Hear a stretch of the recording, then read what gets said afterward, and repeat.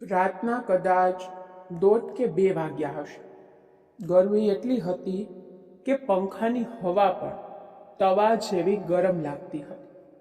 ઊંઘ તો એમ પણ મારી આંખોથી કેટલાય વર્ષોથી રીસાયેલી હતી. આજે આ બફારાએ રહી સહી કસર પણ પૂરી થઈ ગઈ. હું એક જૂની સુતરાઉ નાઇટી પહેરીને મારી નાનકડી રસોઈમાં પાણી પીવા આવી. ફ્રીજમાંથી બોટલ કાઢી જ હતી કે મારા ફોનની સ્ક્રીન ચમકી. સાથે એક હળવો ટી અવાજ થયો. મેં ટાઈમ જોયો. આ સમયે કોનો મેસેજ આવી શકે? મેં સ્ક્રીન અનલોક કરી. વોટ્સએપ પર મેસેજ હતો રાહુલનો. રાહુલ, મારા બરાબર બાજુવાળા રૂમમાં ભાડે રહેતો એ 25 વર્ષનો છોકરો. અમારા રૂમોની વચ્ચે બસ બાલ્કનીની એક નાનકડી અડધી દિવાલનું અંતર હતું. મેસેજમાં લખ્યું હતું, ભાભી, હજી સુધી ઊંઘ્યા નથી કે મારી જેમ તમને પણ આજે કંઈક વધારે જ ગરમી લાગે છે? મેં મેસેજ વાંચ્યો. મારું લોહી ઉકળી ઉઠ્યું. આ કાલનો છોકરો મને રાતના 2 વાગ્યે આવા મેસેજ કરી રહ્યો છે. મેં ગુસ્સામાં મારી બાલ્કનીની બારી તરફ જોયું. ત્યાં અંધારું હતું, પણ મને બાલ્કનીની એ અડધી દિવાલ પાસે એક પડછાયો દેખાયો. મેં બારીનો પડદો થોડો ખસેડ્યો. એ પોતાની બાલ્કનીમાં ઊભો હતો, શર્ટ વગર, ફક્ત લોઅર પહેરેલો. તેના હાથમાં ફોન હતો અને સ્ક્રીનના અંજવાળામાં તેનું પરસેવાથી લથબથ શરીર સાફ ચમકતું હતું. તેને મને પડદા પાછળથી ડોકિયું કરતા જોઈ લીધી. ઉલટાનું તેને પોતાનો ફોન હલાવ્યો, જાણે કહી રહ્યો હોય કે રિપ્લાય તો કરો. અને પછી તેને બહુ જ બેશરમીથી એક હળવું સ્માઇલ આપ્યું. હું એક 34 વર્ષની વિધવા હતી. 4 વર્ષ પહેલા મારા પતિ ગુજરી ગયા હતા. દુનિયા માટે હું બસ એક બિચારી હતી, જેને જોઈને લોકો કાં તો દયા ખાતા અથવા ગંદી દાનતથી જોતા હતા. પણ તે રાતે તે 25 વર્ષના છોકરાને આ હળવી બદતમીઝી કે બે બાકીએ મને ગુસ્સો ઓછો અને નવાઈ વધારે અપાવી.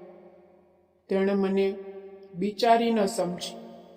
તેણે મને બસ એક સ્ત્રી સમજી, જેને ગરમી લાગી રહી હતી. મેં તરત જ પડદો પાડી દીધો. મારું ગળું સુકાઈ રહ્યું હતું. મેં એક શ્વાસે અડધું પાણી પી લીધું. મેં તેને રિપ્લાય ન કર્યો. હું જઈને પલંગ પર સૂઈ ગઈ. પણ તે રાતે 4 વર્ષ પછી પહેલી વાર મને ખરેખર ગરમી લાગી રહી હતી. મિત્રો, તમે વિચારતા હશો ને કે હું એક જુવાન છોકરાના આવા મેસેજ પર ભડકીને તેના ઘરે કેમ ન ગઈ? ચાલો, હું તમને થોડું પાછળ લઈ જાઉં છું. મારું નામ મીરા છે. પતિના ગયા પછી સાસરીવાળાના મેણા ટોણા અને સંબંધોની ખોટી સહાનુભૂતિ મારાથી સહન ન થઈ. હું એ બધું છોડીને આ નવા શહેરમાં આવી ગઈ. અહીં એક સ્કૂલમાં ભણાવવા લાગી અને આ નાનકડો ફ્લેટ ભાડે લઈ લીધો. મને લાગ્યું અહીં શાંતિ મળશે, પણ શાંતિની બરાબર બાજુમાં જ તોફાન રહેતું હતું. રાહુલ. જ્યારે હું અહીં શિફ્ટ થઈ તો પહેલા જ દિવસે તે મારા દરવાજે આવી ગયો, હાથમાં એક ખાલી વાટકી લઈ. નમસ્તે, હું રાહુલ પાડોશમાં રહું છું. એ ખાંડ ખતમ થઈ ગઈ છે. ચા બનાવી હતી. તેને માસૂમ સ્માઇલ આપીને કહ્યું. મેં તેને ખાંડ આપી દીધી. મને લાગ્યું વાત પૂરી, પણ ના, આ તો બસ શરૂઆત હતી. એ એક ટિપિકલ બેચલર હતો. ક્યારેક ખાંડ, ક્યારેક ચાની પત્તી, ક્યારેક ટામેટા માંગવા આવી જતો. ભાભી, આજે કુકરમાં દાળ બળી ગઈ, શું તમારા ત્યાંથી 2 રોટલી મળી જશે? હું તેને રોટલી આપી દેતી. એ છોકરો હતો જેવો વાતોડિયો અને ચૂલબુલો. એક દિવસ રવિવાર હતો. હું મારી બાલ્કનીમાં ઊભી કપડાં સૂકવી રહી હતી. એ પણ પોતાની બાલ્કનીમાં આવી ગયું. વચ્ચે બસ એ 3 ફૂટની દિવાલ હતી. ભાભી, તમે આખો દિવસ કામ કરો છો, થાકતા નથી? તેને પોતાની બાલ્કનીની દિવાલ પર કોણી ટેકવતા પૂછ્યું. કામ નહીં કરું તો ખાઈશ શું? મેં તેની તરફ જોયા વગર જવાબ આપ્યો. અરે, તો મને કહી દેતા હો તો. માર્કેટમાંથી શાકભાજી લાવી હોય કે વીજળીનું બિલ ભરવું હોય, હું કરી આપીશ ને. એમ પણ નવડો બેઠો હોઉં છું. તું કામ શું કરે છે? મેં પણ પૂછી લીધું. સોફ્ટવેર કંપનીમાં છું ભાભી. વર્ક ફ્રોમ હોમ ચાલી રહ્યું છે, એટલે કે ઘરે બેસીને લેપટોપ પર ખટરપટર. પણ સાચું કહું, લેપટોપ કરતાં તો મને પાડોશીઓ પર નજર રાખવી વધારે ગમે છે. તેને હસતા હસતા કહ્યું. હું ચમકી. મેં તેને ઘૂરીને જોયું. મારો મતલબ છે, પાડોશીઓનો ખ્યાલ રાખવો ગમે છે. તેને તરત જ વાત પલટી દીધી, પણ તેની આંખોની એ મસ્તી છુપાઈ ન શકી. હું અંદર આવી ગઈ. આ છોકરો સીધો તો નહોતો, પણ ખબર નહીં કેમ તેની આ હરકતો મને ખરાબ લાગતી નહોતી. તે એ મર્દો કરતાં સારો હતો જે સહાનુભૂતિના નામે મને તાકતા હતા. ઓછામાં ઓછું રાહુલ જે પણ કહેતો એ મોઢા પર. ધીરે ધીરે અમારી બાલ્કનીવાળી વાતો સામાન્ય થઈ ગઈ. હું સાંજે ચા લઈને બાલ્કનીમાં આવતી તો તે પણ ત્યાં પોતાની કોફી લઈને હાજર થઈ જતો. તે પોતાની ઓફિસની વાતો કરતો, પોતાની એક્સ ગર્લફ્રેન્ડની બુરાઈ કરતો, અને હું જે છેલ્લા 4 વર્ષથી બસ પોતાની જાત સાથે વાતો કરી રહી હતી, હું તેને સાંભળતી. એક સાંજે તેણે મને પૂછી લીધું, ભાભી, તમે હંમેશા આટલા સિરિયસ કેમ રહો છો? ક્યારેક હસી પણ લેતા હો તો? હસવાનું કોઈ કારણ પણ તો હોવું જોઈએ ને. મેં એક સૂકું સ્માઇલ આપ્યું. કારણ તો ઘણા છે. જુઓ, મને મારી ગર્લફ્રેન્ડ છોડીને ભાગી ગઈ. બોસ રોજ ગાળો આપે છે. મકાન માલિક ભાડું વધારવાની ધમકી આપે છે. છતાં હું હસું છું ને. તું પાગલ છે એટલે. મેં કટાક્ષ કર્યો. પાગલ તો છું ભાભી. તેણે મને જોઈ. પણ સાચું કહું, ક્યારેક રાતે મને પણ બહુ એકલતા લાગે છે. એવું લાગે છે જાણે દુનિયામાં કોઈ છે જ નહીં. તેની આ વાતે સીધો મારા દિલ પર ઘા કર્યો. તે 25 વર્ષનો હતો અને હું 34ની. પણ એકલતા તો બંનેની એક જ હતી ને. મેં તેને પૂછ્યું, તો તું શું કરે છે જ્યારે એકલતા લાગે છે? તે અચાનક હસ્યું. તેની આંખોમાં એક કમીની ચમક આવી ગઈ. કંઈ નહીં ભાભી, ફોનમાં કંઈક ખાસ વિડીયો જોઈ લઉં છું. જે અસલ જિંદગીમાં નથી મળતું એ સ્ક્રીન પર જોઈને કામ ચલાવી લઉં છું. તેને આંખ મારી. હું શોક પામી ગઈ. મારો ચહેરો લાલ થઈ ગયો. બેશરમ છો તું એક નંબરનું. અરે ભાભી, આમાં બેશરમી શું છે? માણસ છું, રોબોટ થોડી. બાકી તમે કહો, તો હું ફોન છોડી દઉં? મને કેમ પૂછે છે? તારી મરજી. મેં મોઢું ફેરવી લીધું. કારણ કે મારી મરજી તો તમારા હાથમાં છે ને ભાભી, તેને બહુ જ ધીમા અવાજે કહ્યું. હું પલટી. તે મને જ જોઈ રહ્યો હતો. તેના ચહેરા પર હવે કોઈ મજાક નહોતી. તે મને બહુ જ ઊંડી નજરે જોઈ રહ્યો હતો. મારું દિલ એક પળ માટે ધબકવાનું ભૂલી ગયું. મેં કંઈ પણ બોલ્યા વગર અંદર જઈને દરવાજો બંધ કરી દીધો.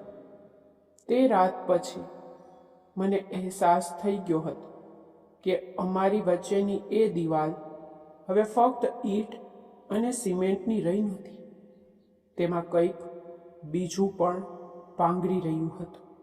મિત્રો, જ્યારે એક એકલી સ્ત્રીને કોઈ હસાવાવાળું મળી જાય તો તેના માટે કોઈ જાદુથી ઓછું હોતું નથી.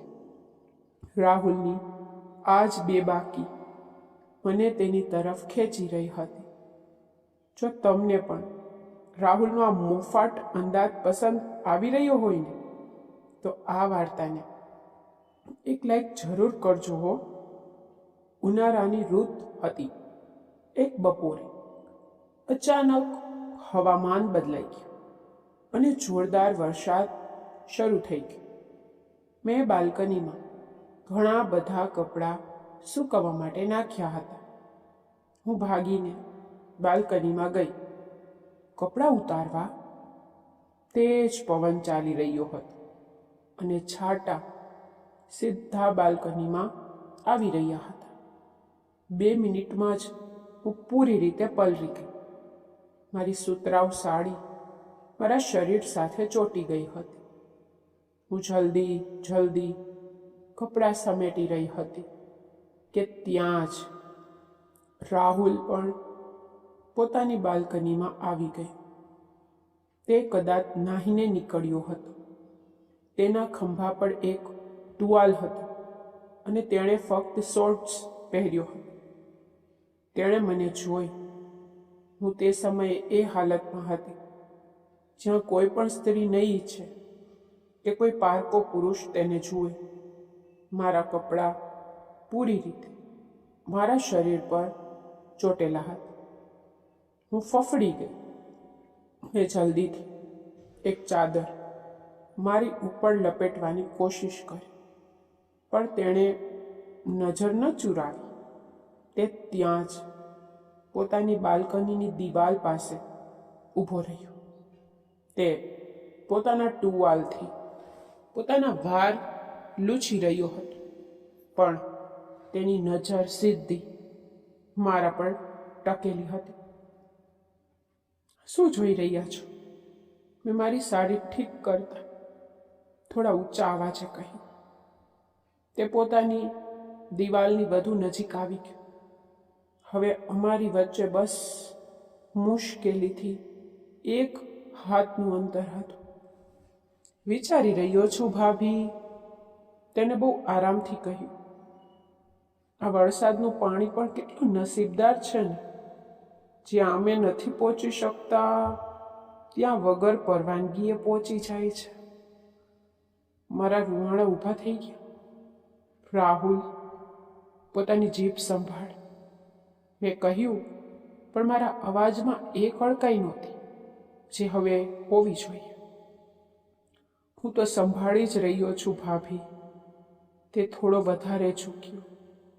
તેની બોડીની એક કસાયેલી નસો વરસાદમાં વધુ સાફ દેખાઈ રહી હતી. મારું આખું શરીર ધ્રુજવા લાગ્યું. ઠંડીથી નહીં, તેની જોવાની રીતથી. તું અંદર જા, મેં કહ્યું અને બાકીના કપડાં છોડીને અંદર ભાગી આવી. મેં દરવાજો બંધ કરી લીધો અને અરીસા સામે જઈને ઊભી રહી ગઈ. મેં મારી જાતને જોઈ. 4 વર્ષ થઈ ગયા હતા. મેં ક્યારેય મારી જાતને એ નજરથી નહોતી જોઈ જે નજરથી આજે રાહુલે જોઈ હતી. શું હું ખરેખર એટલી ખરાબ નથી દેખાતી? શું એક 25 વર્ષનો છોકરો ખરેખર મારા જેવી 34 વર્ષની વિધવામાં રસ લઈ શકે? કે તે ફક્ત મારી મજા લઈ રહ્યો હતો? પણ તે જે પણ હતું, તે વરસાદની બપોરે મારા અંદર એક એવી આગ લગાડી દીધી હતી જેને બુઝાવવું હવે મારા વશની વાત નહોતી લાગી રહી. તે જ રાતની વાત છે. વરસાદ હજી પણ પડી રહ્યો હતો. અચાનક આખા વિસ્તારની વીજળી ગુલ થઈ ગઈ. મારો રૂમ ઘોર અંધારામાં ડૂબી ગયો. મને અંધારાથી બહુ ડર લાગતો હતો. હું હડબડાવીને બેઠી. મારા ફોનની બેટરી પર ડેડ થઈ ગઈ હતી. હું મીણબત્તી શોધવા માટે અંધારામાં ફાફા મારી રહી હતી. ત્યાં જ મારા દરવાજે ખટખટ થઈ. ભાભી, ભાભી, તમે ઠીક છો? બહારથી રાહુલનો અવાજ આવ્યો. મેં જઈને દરવાજો ખોલ્યો. તે સામે ઊભો હતો. તેના હાથમાં મોબાઈલની ટોર્ચ હતી. લાઇટ ચાલી ગઈ છે. મને લાગ્યું તમે ડરી ગયા હશો. તેને કહ્યું. હા, મને મીણબત્તી નથી મળી રહી. કંઈ વાંધો નહીં, હું મારી વાળી આપી દઉં છું. તે અંદર આવી ગયો. તેને મીણબત્તી સળગાવી અને તેને ટેબલ પર મૂકી દીધી. મીણબત્તીના પીળા પ્રકાશમાં રૂમ અજીબ લાગી રહ્યો હતો. હું બેસું? મારા રૂમમાં બહુ ગરમી છે. તેને પૂછ્યું.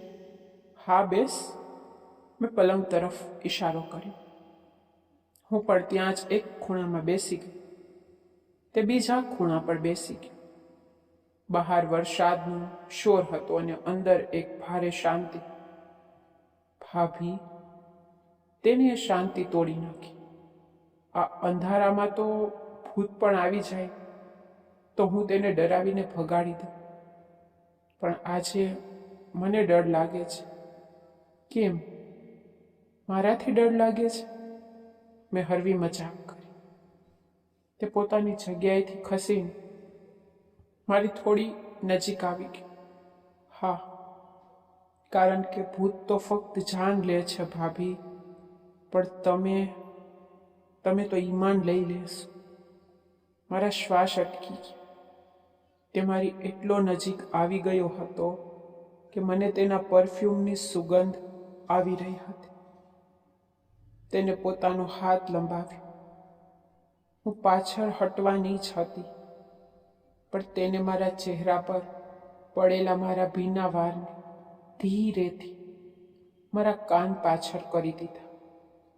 તેની આંગળીઓનો એ સ્પર્શ મારી ગરદન પર પડતા મારા શરીરમાં કરંટ દોડી ગયો. 4 વર્ષ, પૂરા 4 વર્ષ પછી કોઈ પુરુષે મને આવી રીતે સ્પર્શ કર્યો. મારું દિલ કરી રહ્યું હતું કે હું તેને વળગી પડું. હું એ બધી હદો તોડી નાખું જે સમાજે મારા પર લાદી રાખી હતી. તે મારી આંખોમાં જ જોઈ રહ્યું હતું. તેની આંખોમાં કોઈ મજાક નહોતી. એક બહુ જ ઊંડી અને ભૂખી તરસ હતી. ભાભી, તેને ગણગણાટ કરતા કહ્યું. તમે પણ ઈચ્છો છો ને? તેનો હાથ મારી ગરદનથી થઈને મારા ખંભા પર આવી ગયો. મિત્રો, તે અંધારા રૂમમાં જ્યારે એક 25 વર્ષના જુવાન છોકરાનો ગરમ હાથ મારા ખંભા પર પડ્યો તો મારા બધા નિયમો, બધી મર્યાદાઓ તૂટવા લાગી. એક તરફ મારી ઉંમર હતી, મારું વિધવા હોવાનું કલંક હતું, અને બીજી તરફ મારી એ શારીરિક ભૂખ હતી જે આજે એક જ્વાળામુખીની જેમ ફાટવા માટે તૈયાર હતી. સાચું કહું, તે અંધારા રૂમમાં જ્યારે તે 25 વર્ષના છોકરાનો ગરમ હાથ મારા ખંભા પર પડ્યો હતો તો મને કંઈ યાદ આવતું નહોતું. બહાર વરસાદનો શોર હતો અને અંદર મારા શરીરની નસો ધબકી રહી હતી. 4 વર્ષથી કોઈ પુરુષ મને અડ્યું પણ નહોતું. મેં આંખો બંધ કરી લીધી. મેં મારું હળવું પાછળ કર્યું જેથી તેનો હાથ મારી ગરદનને વધુ સ્પર્શી શકે. મારું શરીર પરસેવાથી ચીકણું થઈ રહ્યું હતું. હું એકદમ તૈયાર હતી. મને લાગ્યું હવે તે મને પોતાની તરફ ખેંચશે અને મને પલંગ પર પાડી દેશે. ઉપ્સ! પરંતુ અચાનક તેનો હાથ મારા ખંભા પરથી હટી. મેં ઝટકા સાથે આંખો ખોલી. મીણબત્તીના પીળા પ્રકાશમાં મેં જોયું તે મારાથી 2 ડગલા પાછળ હટી ગયું હતું. તેની છાતી તેજથી ઉપર નીચે થઈ રહી હતી, જાણે તે પોતાની જાતને બહુ મુશ્કેલીથી કંટ્રોલ કરી રહ્યો હોય. શું થયું? મારા મોઢામાંથી અચાનક નીકળી ગયું. અવાજ એટલો ભારે હતો કે મને પોતાની જાતનો અવાજ ન લાગ્યો. રાહુલે એક ઊંડો શ્વાસ લીધો. તેને પોતાની ટોર્ચ ઉઠાવી. ભાભી, તેને બહુ જ શાંત અને ભારે અવાજે કહ્યું, હું કોઈ ચોર લુખ્ખો નથી જે અંધારા અને તમારી આ હાલતનો ફાયદો ઉઠાવો. મને ખબર છે તમે અત્યારે કમજોર થઈ રહ્યા છો. મને એક પળ માટે બહુ શરમ આવી. એવું લાગ્યું જાણે તેણે મને અરીસો બતાવી દીધો હોય. તે દરવાજા તરફ વધ્યો. જતા રોકાયો અને વળીને બોલ્યો, હું તમને ચાહું છું. આ વાત સાચી છે, પણ જે દિવસે તમે પોતે મારા રૂમના દરવાજે આવીને અંદરથી લોક લગાવશો તે દિવસે જ કંઈક થશે. આ રીતે અંધારામાં છુપાઈને નહીં. તેણે દરવાજો ખોલ્યો અને ચાલ્યો ગયો. હું ત્યાં જ પલંગ પર ધડામ લઈને બેસી ગઈ. મારું આખું શરીર ધ્રુજી રહ્યું હતું. મારી નજરમાં તેની જે આવારાવાળી છાપ હતી તે તૂટીને વિખેરાઈ ગઈ હતી. હવે મારા દિલમાં તેના માટે ફક્ત હવસ નહીં પણ ઇજ્જત અને એક ઊંડું આકર્ષણ પેદા થઈ ગયું હતું. તે રાત પછી અમારી વચ્ચેની એ દિવાલ તો જાણે તૂટી જ ગઈ હતી. હવે અમે ફક્ત પાડોશી નહોતા, આંખો જ આંખોમાં વાતો થવા લાગી હતી. તે મારી બહુ મદદ કરવા લાગ્યો હતો. બજારમાંથી ભારે સામાન લાવવો હોય કે સિલિન્ડર બદલાવવો હોય તે કહ્યા વગર કરી દીધું. એક દિવસ મારી તબિયત બહુ વધારે ખરાબ થઈ ગઈ. તેજ તાવ હતો. શરીર એવું તૂટી રહ્યું હતું જાણે કોઈએ લાકડીઓથી ફટકારી હોય. હું પલંગ પરથી ઉઠી પણ શકતી નહોતી. રાહુલને ખબર પડી તો તે સીધો મારા રૂમમાં આવી ગયો. તેને મારા માથા પર ભીના પોતા મૂક્યા. રસોઈમાં જઈને પોતાના હાથે ખીચડી બનાવી અને મને ખવડાવી. તે મારા માથા પર બામ ઘસી રહ્યો હતો. તેની આંગળીઓમાં જે એક નરમાશ હતી તે મને અંદર સુધી સુકૂન આપી રહી હતી. રાહુલ, મેં નબળા અવાજે પૂછ્યું, તું મારો આટલો ખ્યાલ કેમ રાખે છે? હું તો તારી કંઈ સગી પણ નથી થતી. તેણે બામની ડબ્બી બંધ કરી અને હસતા બોલ્યો, અરે ભાભી, આ તો મારી લોંગ ટર્મ ઇન્વેસ્ટમેન્ટ છે. શું મતલબ? મેં આંખો સંકોચી. તે પોતાની એ જ કમીની સ્માઇલ સાથે બોલ્યો, મતલબ એ કે અત્યારે તમારી સેવા કરી રહ્યો છું. શું ખબર કાલે રિટર્નમાં કંઈક બહુ જ જોરદાર અને મીઠું મીઠું મળી જાય. આખરે મહેનતનું ફળ તો મળે જ છે ને. મેં તેના હાથ પર એક હળવો થપ્પડ માર્યો. કમીના, તું ક્યારેય નહીં સુધરે.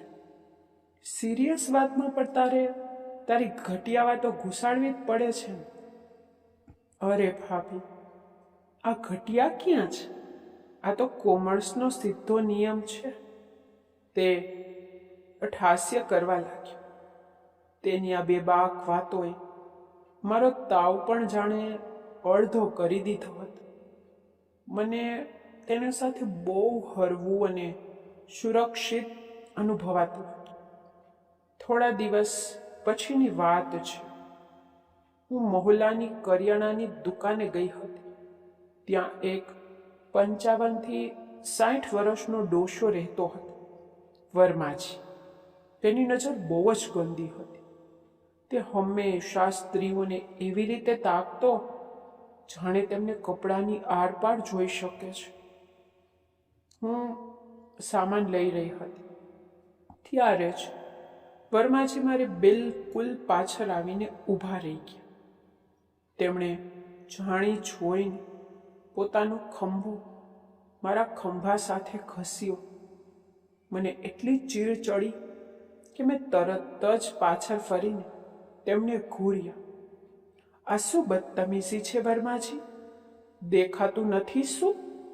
તે ડોશો બેશર્મીની જેમ દાંત કાઢીને બોલ્યો, અરે મીરાજી, ભૂલથી લાગી ગયું. બાકી આટલી ભરી ભરી જુવાની લઈને ચાલશો તો કોઈ પણ ટકરાઈ જશે. એકલા રહો છો, ક્યારેક અમને પણ સેવાનો મોકો આપો. મારી આંખોમાં અપમાનથી આંસુ આવી ગયા. હું કંઈક બોલવાની જ હતી કે ત્યાં જ પાછળથી એક જોરદાર ધક્કો વર્માજીને લાગ્યો. તે સીધા જઈને દુકાનના કાઉન્ટર પર પડ્યા. ત્યાં સામે રાહુલ ઊભો હતો. તેનો ચહેરો ગુસ્સાથી લાલ થઈ રહ્યો હતો. તેની ગરદનની નસો તણાયેલી હતી. તેને આગળ વધીને વર્માજીનો કોલર પકડી લીધો અને તેમને હવામાં ઉંચકી લીધા. ડોશા, રાહુલ ત્રાટયો, જો આજ પછી તારી આ સડેલી આંખો મારી ભાભી પર ઉઠીને તો આંખો કાઢીને લખોટી રમીશ. સમજાઈ ગયું?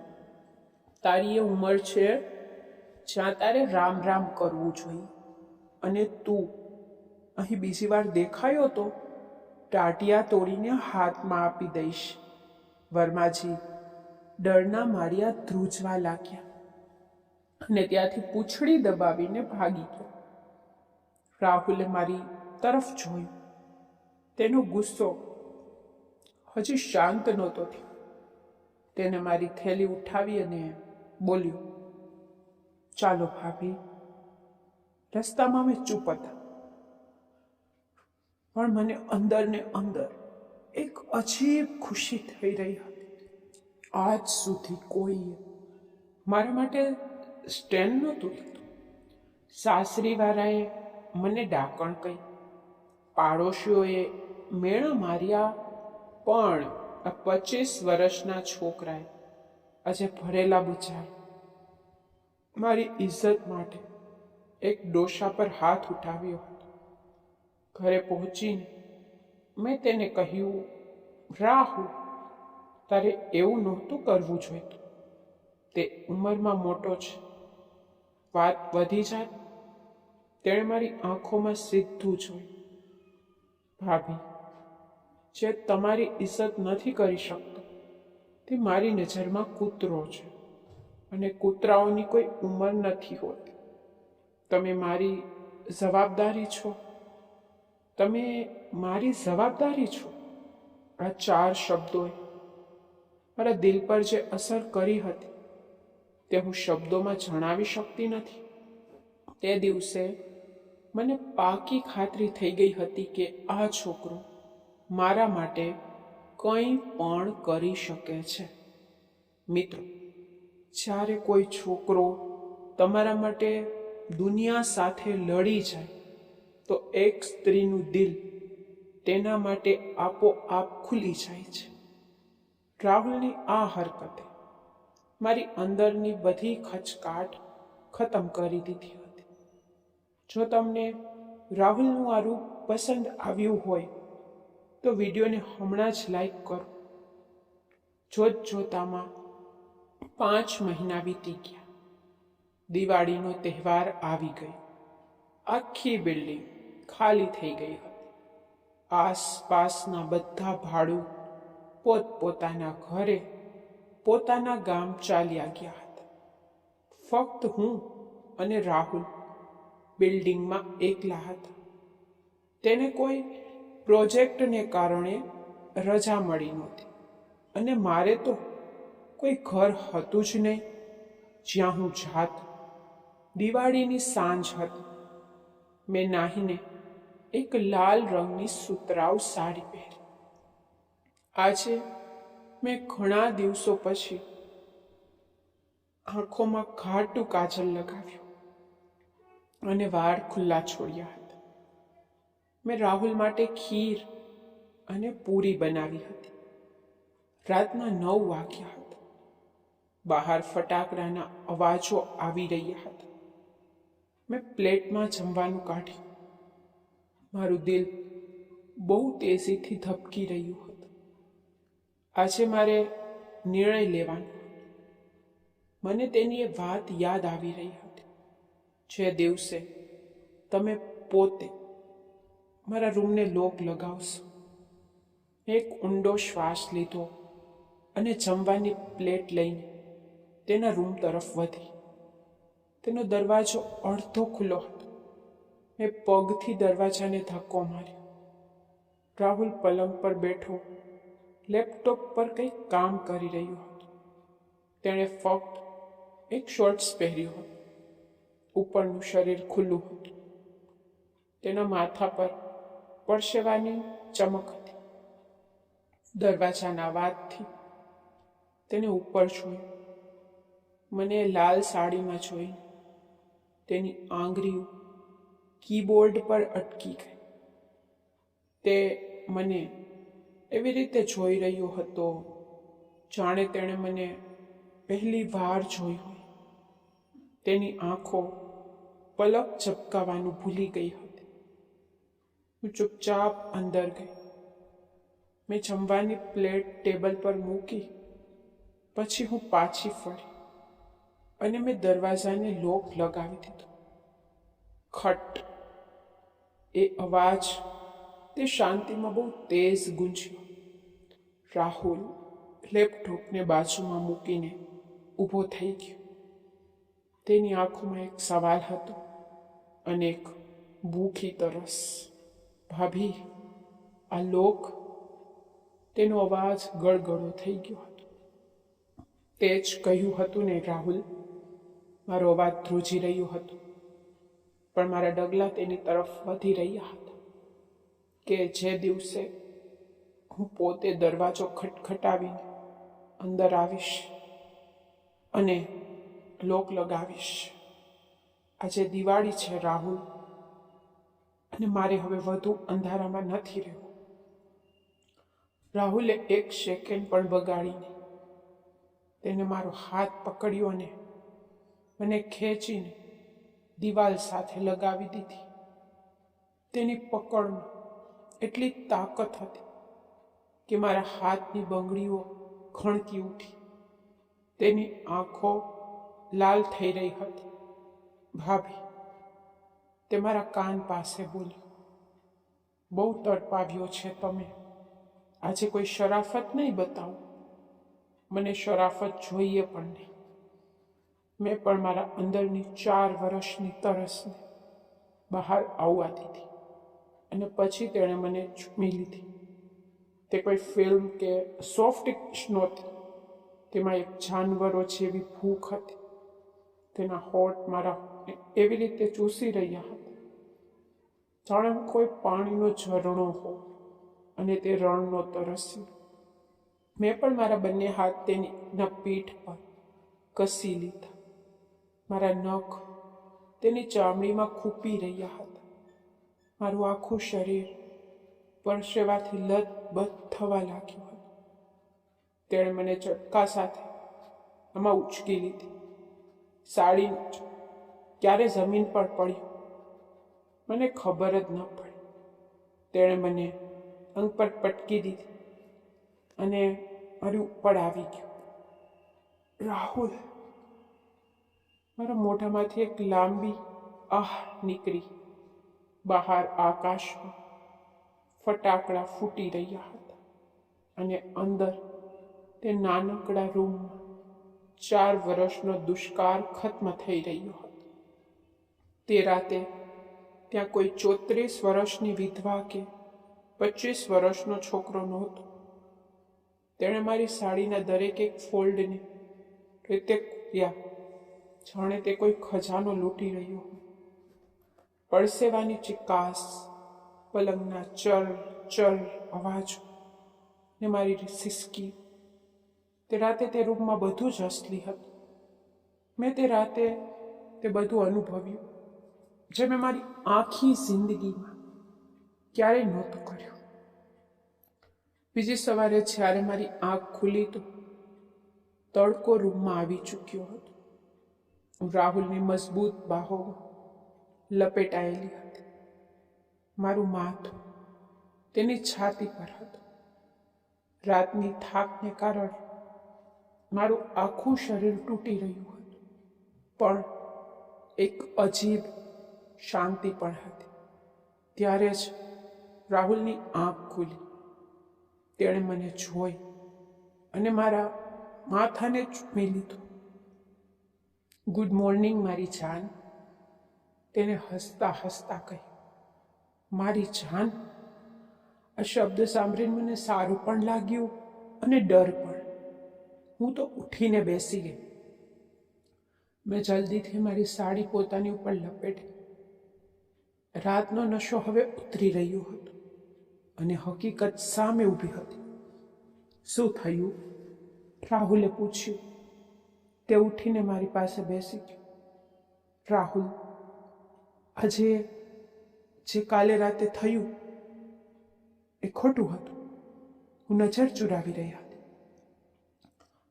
આમાં ખોટું શું હતું મીરા?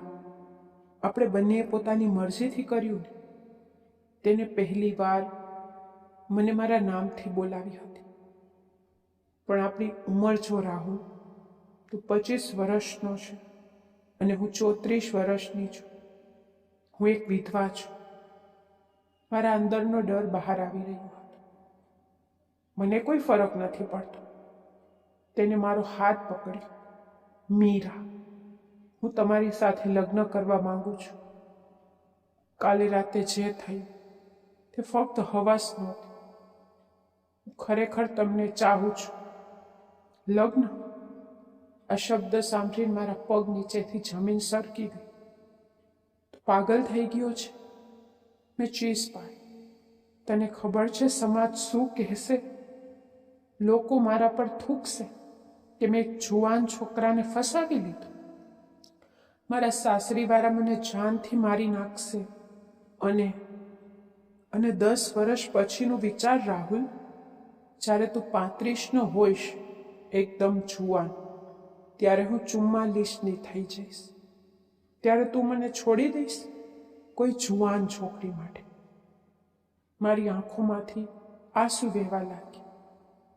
રાહુલે મને ખંભેથી પકડીને હલાવી. મીરા, ચૂપ થઈ જા. હું એ ઘટિયા માણસ નથી જે ઉંમર જોઈને પ્રેમ કરે. મારે તમારી સાથે રહેવું છે. હું આજે જ તમારી સાથે કોર્ટમાં જઈને લગ્ન કરવા તૈયાર છું. તેની આંખોમાં સચ્ચાઈ હતી. તે ખરેખર મારી સાથે લગ્ન કરવા માંગતો હતો, પણ હું ડરેલી હતી. મેં મારો હાથ છોડાવ્યો અને મારા રૂમમાં ભાગી આવી. મેં દરવાજો બંધ કરી લીધો. હું દરવાજાને અડીને નીચે બેસી ગઈ. એક તરફ એ છોકરો હતો જેણે મને મારા અંધારામાંથી બહાર કાઢી, મને ફરીથી જીવતા શીખવાડ્યું, મને એક સ્ત્રી હોવાનો અહેસાસ કરાવ્યો. તે મારી સાથે લગ્ન કરવાની જીદ પર અડ્યો હતો અને બીજી તરફ આ ઝાલિમ સમાજ હતો. આ ઉંમરનો 9 વર્ષનો તફાવત હતો. મિત્રો, મારી હવસ અને મારી એકલતા તો તે રાતે મટી ગઈ. પણ હવે હું એક બહુ મોટી ધર્મ સંકટમાં ફસાઈ ગઈ છું. રાહુલ મારા દરવાજાની બહાર ઊભો છે, કહી રહ્યો છે કે જો મેં દરવાજો ન ખોલ્યો તો તે તેને તોડી નાખશે. મારું દિલ કહે છે કે હું આખી દુનિયાની પડવા છોડી તેની બાહોમાં ચાલી જાઉં, પણ મારું મગજ કહે છે કે આ સંબંધ ક્યારે ટકી નહીં શકે અને આખરે હું જ બરબાદ થઈશ. હું શું કરું? શું ઉંમરનો તફાવત ખરેખર પ્રેમ કરતાં મોટો હોય છે? શું એક 34 વર્ષની વિધવાને હક છે કે તે 25 વર્ષના છોકરા સાથે લગ્ન કરીને પોતાની નવી દુનિયા વસાવે? મારે દરવાજો ખોલીને તેને અપનાવી લેવો જોઈએ કે કંઈ પણ કહ્યા વગર આ શહેર છોડી હંમેશા માટે ભાગી જવું જોઈએ? જો તમને મારી આ મૂંઝવણ અને આ વાર્તા સારી લાગી હોય તો આ વિડીયોને લાઈક કરજો અને ચેનલને સબસ્ક્રાઈબ કરીને બેલ આઇકન જરૂર દબાવો. હું જલ્દી પાછી ફરીશ જિંદગીના આ નિર્ણય સાથે. ત્યાં સુધી પોતાનું ધ્યાન રાખજો.